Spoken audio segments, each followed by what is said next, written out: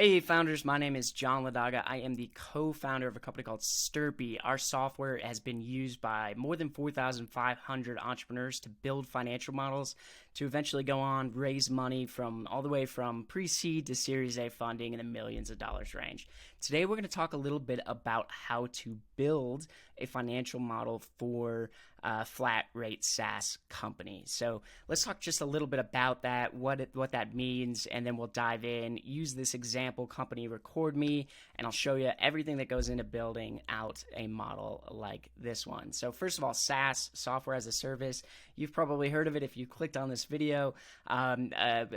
Typical SaaS companies are going to have recurring payments, but that's not the only way that you can structure a SaaS business. There can be different payment strategies, but one of the most common payment strategies is just to have flat rate pricing. So in this example, we're looking at a company called Record Me. And so Record Me is a new startup. They're pre-seed and they are a SaaS company. And so basically their software is used to record your screen and your face and record little snippets that you can then send via URL to someone to help them with customer support, things like that. So their pricing strategy is flat rate SaaS, and all that means is that they just have basic pricing tiers for their software. So they have a free trial that users can use, and then they have two plans. They have a basic plan, which is just for single users. It's $9 a month, $90 a year, or they have a team plan. So this is going to be unlimited users, $100 a month, $1,000 a year. Super simple. A lot of companies use a basic, strategy like this when they're just getting started to just keep things simple and get those paying users into your business. So in a financial model, there are three kind of big components that I like to talk about. So there's going to be one, your revenue streams. That's going to include things like your pricing strategy, how you're actually monetizing the business, and then your acquisition strategy. So acquisition strategy is all about how you're actually attracting leads to your business. So that could be through things like SEO. So maybe you have a blog that you're writing on. Folks are going on Google, searching for key terms. They land on your blog and then they sign up for that free trial. You can also have things like paid social ads. So advertising on Facebook, Instagram, that's going to be paid social. The third component of a financial model is going to be the expenses. So expenses can be broken down into a couple of different categories. We'll talk all about those categories. But right now, let's just dive in. So we're going to be using Sturppy to build this financial model. Sturppy is a great tool for early stage companies. You can jump in, grab a license for just $79, one-time fee. You don't have to pay anything monthly, nothing like that. Jump in, build a model. You can export the whole thing to Excel. You can share a shared link of a read-only link with potential investors and build beautiful models just like this one. So we're going to start today just by clicking New Project. And here we've actually presented you with a handful of kind of pre-built templates. You can always start from scratch, but if you kind of fit one of these templates, it just kind of speeds up the modeling process. So what we're going to do is scroll down here. We're going to choose the SaaS with flat rate pricing. And there's just kind of a little bit of an overview. You can look at some of the graphs that come out of the box with this particular template. We're going to click Use Template. We're going to give it a name. We're going to call it Record.me. We're going to stick with the currency of dollars, but Sturppy is flexible enough to accept any currency in the world, and we're going to click Create. And so out of the gate, we've got kind of our base template here. So if we go back to kind of our design brief, first thing we can do is set up the acquisition strategy. So they have two primary channels, SEO and paid social ads. So we're going to come into Sturppy, we're going to click the acquisition tab, and we've already actually set up paid social ads. So I can click on this acquisition channel and then open the editor drawer right here. And this is where we can kind of configure the underlying assumptions to drive those leads. So let's say we have a total daily campaign budget of, let's say they've got a little money. So we'll say they're spending $50 a day. We can actually add inputs here, or we can actually grow that. So we could say maybe they're going to start with $25. And then they're going to increase this budget over time. So maybe they're going to increase it by 10% every quarter. And so we're going to do that. And then target CPC. So this is a target CPC is your cost per click. So if you're advertising on Facebook or you're advertising on Instagram, you're always going to have a target cost per click. Right now, we're kind of saying that it's going to start with the assumption of around $2. Maybe we know in this case we've done a little research, we've Googled for target CPC for our industry, and maybe that's around $2.50. So we're going to have $2.50 there. And now what that's going to do is now we're going to see we're getting these leads. So we're getting 300 leads a month in January, but then as that budget increases, now we're getting 363 in July, and then 439 in January. So these are going to be leads to the business. So that's kind of acquisition for paid social. The next thing we're going to do is look at SEO. So SEO, this is structured a little differently. SEO, so if you have a blog, you can kind of set up and start tracking your SEO metrics. And really what you can do is you can go to Google Search Console, set up Google Search Console, and that's going to talk about the number of key monthly traffic, keywords per month that you're generating. So let's say maybe this company is only generating like 20,000 keywords a month. But it's going to increase. So as you continue to put out new blog articles and Google starts to see you as an authority, you're going to start to rank higher and higher in kind of the search results. So we're going to grow this acquisition channel by 2.5% per month. We'll leave it at that. And then we have a CTR. And a CTR is just your click-through rate. So we can add just a disclaimer there, click-through rate. And so this means that each month in January, we're going to show up in the Google search results 20,000 times.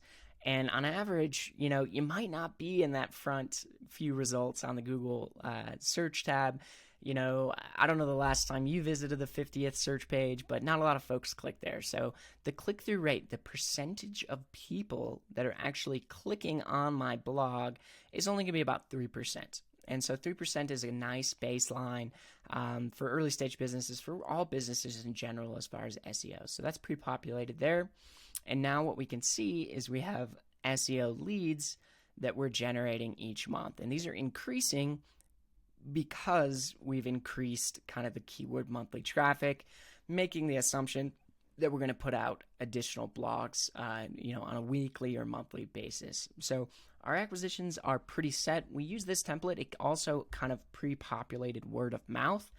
We can easily delete that out. So if I come into word of mouth, click delete, bingo, bango, we can delete that out. So now we just have an overview. These are our total leads, our acquisition strategy for SEO and paid social ads. Now, I want to talk a little bit around our pricing strategy here. So what we're going to do is flip over to the revenues section here, and we've already set up a subscription revenues kind of channel here. And so what we can do is we can open up this editor. We can kind of edit things like our existing number of customers.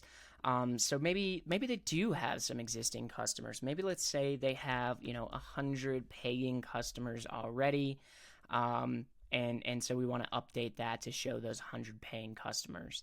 And here, acquisition channels, we've linked the paid social ad leads and the SEO leads. So those leads that we're generating in this section over across these acquisition channels are going to flow over to the revenue section, and they are then going to convert to free trials. And so in this case, we're saying our free trial sign up conversion rate is 7%.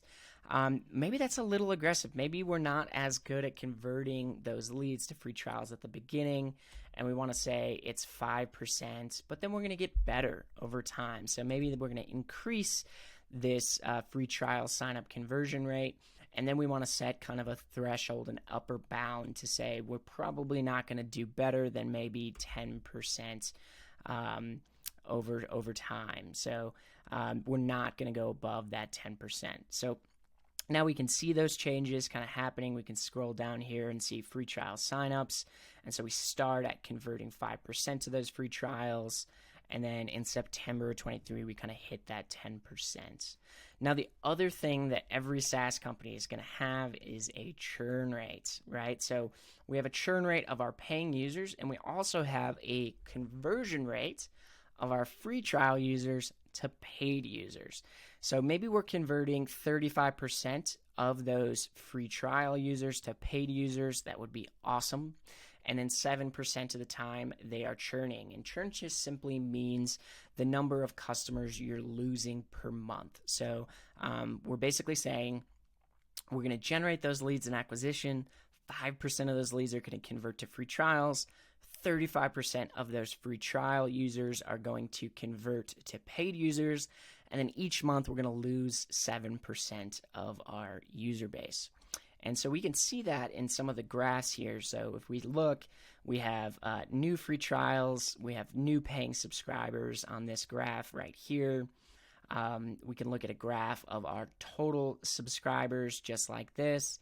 And then if we want to set those price points, all we do is scroll down here and see we've already pre-populated kind of 3 tiers. Since we don't have 3 tiers, we just have 2, I'm just going to simply delete one. We can rename this. So I think in our example, we have a basic plan and a team plan. So I'll just call this basic plan and then team plan. And then we have a share. So of those leads, what percentage of folks are becoming basic users? What percentage of folks are becoming team plan users? And so this number needs to equal 100%. So maybe we say, 80% of our users are just going to be the single users and 20% are going to be the team plan. And now we can add kind of our pricing. We said for the basic, it's going to be $9 a month. And for annual, it's going to be $100. And then for our team plan, it's going to be $100 a month and $1,000 per year. And now we can see those changes made right here. So this is our total revenue across those plans. And then we also have a breakdown of our revenue by plans. So we can see, the revenue from our team plan and also our basic plan. So it's super easy, right? Like you could see this took me 30 seconds to kind of come in here, change some of these basic assumptions and kind of, create this financial model. Now you're saying, John, what if on acquisition, we have an additional acquisition channel? We want to kind of do some paid Google search ads, or we want to try our luck at, bringing in a sales team to focus on those team sales. All we have to do is click add new channel. And from here, we have a list of kind of pre-configured channels that you can click on and kind of add in here. So maybe if we want to do some search ads, we'll give it a name. We'll call these Google search ads. We'll click search and display ads. We'll say it's paid Google search ads. And then all we're going to do is follow the prompts to set this up. So we'll set our daily campaign budget. Maybe in search, we're only going to put $25 in. And then our CPC, let's say for search, it's going to be $3. And just like that, we've now created an additional acquisition strategy, or acquisition channel rather. We can go back and link that to our revenue channel, coming into this and then clicking Google search ads as well. And now we're accounting for all those leads. So super easy, right? To kind of set up your acquisitions and revenue channels. And then the last part of this is the expenses. So expenses comes down to a couple of different sections of expenses. We have COGS. These are our cost of goods sold. So this is going to be anything that's needed to produce an end product. So if you're a SaaS company, maybe this is like your storage and hosting fees. If you're an e-commerce company that sells t-shirts, this is going to be the cost of those raw materials to, create those t-shirts. And then we also have SG&A. This is selling, general, and administrative expenses. And these are going to be the costs associated with running the business. We also have CapEx, capital expenditures. These are typically for larger investments, things like buying a new warehouse or a piece of machinery. And then, of course, we could also configure and add some debt. But first, let's go and let's look at our design brief and look at our expenses. And so we have $20 a month for their website. And then we have this kind of estimated cost of 20 cents per month per paying user in storage costs. So all we're going to do is click COGS, open this up, and we've pre-populated some of these expense items here. So we said the website is $20 a month. So we can rename these, and we'll just say it's $20 a month even. And then we also have this 20 cents per month per paying user for storage costs. So let's call this storage costs, and we'll move that up, and we'll say per user. And then here, what I'm going to do is put that 20 cents, and then I'm going to actually change this to scale. So I'm going to say 20 cents times the number of total customers. So now we get a nice scaling, super easy to kind of connect that, and we're keeping that period at monthly. And for our example, those are the only expenses we have. So we'll just keep it at that. And now we can see in this graph, we can see those expenses. And they're growing over time, right? Because we scaled the storage cost based on the number of users. So as we bring on more users, that cost is going to increase.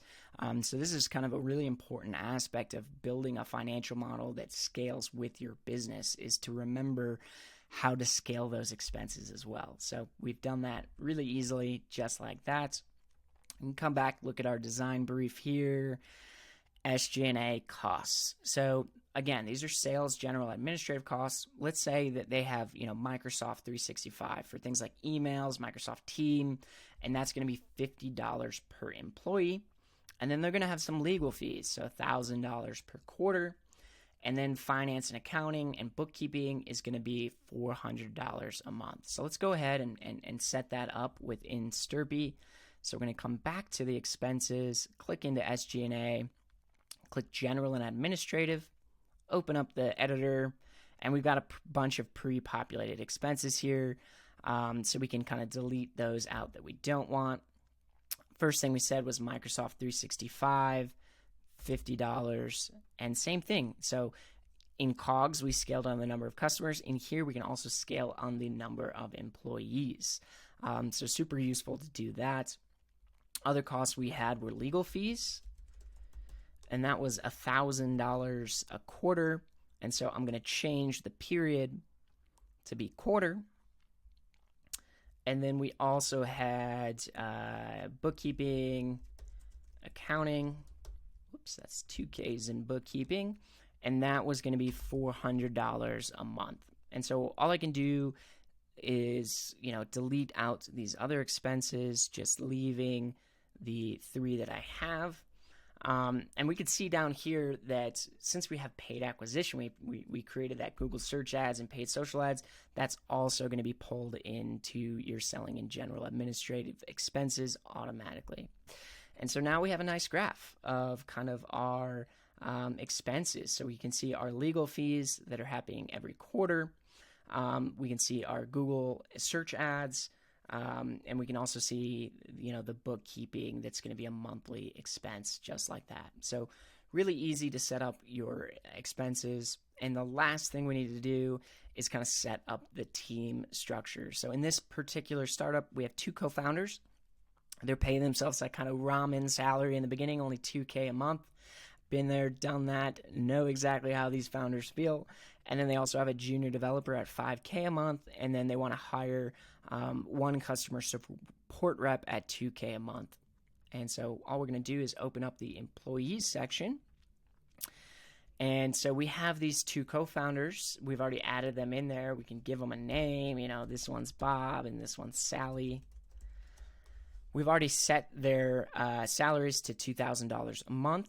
But, if we wanted to say maybe they're going to start paying themselves next year and we wanted to grow this salary, we can actually grow it and say, grow this modifier and grow this salary by 100% every year, and never go above $12K a month. So we're actually going to see in this graph, in year 2, they start getting paid $4,000 a month. And then in year 3, they're going to start getting paid $8,000 a month, and so on and so forth. We have a couple of examples here, but we only need this junior dev. So I'm going to delete the senior dev for our model. Yes, I want to delete it. I don't need a designer, so I'll delete that person as well. And then I think our junior dev in our example is actually $5K a month. So I'll change this to $5,000. I'll click in here. And then the count, I only have one. So we're just going to have one employee there. Count is the number of people you actually have. Sales and marketing, we don't have anything right now. So I can delete this out. I can delete the department entirely if I want. And then we do have a customer service rep. So we have that customer support rep. $2,000 a month is what we said here in our example. And we could just have one, right? Or we can also add a hiring rule. So in this example, maybe they really actually want to hire this role. It's going to scale over time. And they want to put a threshold and say, well, you know what? We're actually going to need a customer support rep every, let's say, 500 new customers. And so now we're going to see that in May, we're bringing in a new customer support rep. And then in December, at the very end, we may actually make a second hire. And we can kind of look at that team scaling in this nice graph here. So we can see our payroll totals, but then this black line is actually the total head count as well. So we can see kind of as the business is scaling over time. And that's pretty much it. Sturppy does some pretty cool things automatically. We have this nice kind of home screen dashboard. You can customize this. So if I wanted to, make this graph larger, I can do that. Just like that. I can also come in here and we automatically create our 3 financial statements. So the income statement, balance sheet, and cash flow. And I can click in here and I can see kind of a spreadsheet view. I can export this to a spreadsheet if I wanted to by hitting that button. And that's going to kind of just export to a nice formatted spreadsheet. I can model out some custom KPIs. So we have things like our burn rate, our expense breakdown, also ARPU, which is your average revenue per user, and then the lifetime value, LTV, of the customer. So these can also be customized. This particular template just comes with some kind of pre-made ones in here. Other things we can do, we could model out our cap table. So if we want to come in here and kind of set up our equity, we could do that. We can also export the entire model to an Excel. We can also share an external link. So if I copy this external link, now this is a link that I can share with my potential investors. They can come in here and they can get access to see my financial model. And I get a little bit of insight into who's viewing my model and when they fill out this little form. You can kind of disable this if you want, but if you want to track who's viewing things, you totally can. This can also be branded. You can add your own logos here and kind of really make it your own. Add your own colors, change the projection time frame. So by default, we're just saying we want to project 36 months into the future, but maybe we want to view it in quarters. And so I can switch to quarters and then kind of view things, and everything automatically updates to quarters. So that's pretty much it. Super easy to use. Super quick to kind of build out that financial model. If you want to get started, you can just head over to Sturppy.com and click that Getting Started Now button. Thanks so much. If you have questions, leave it in the comments. Happy to help. And yeah, hope you have a nice rest of your day. Cheers.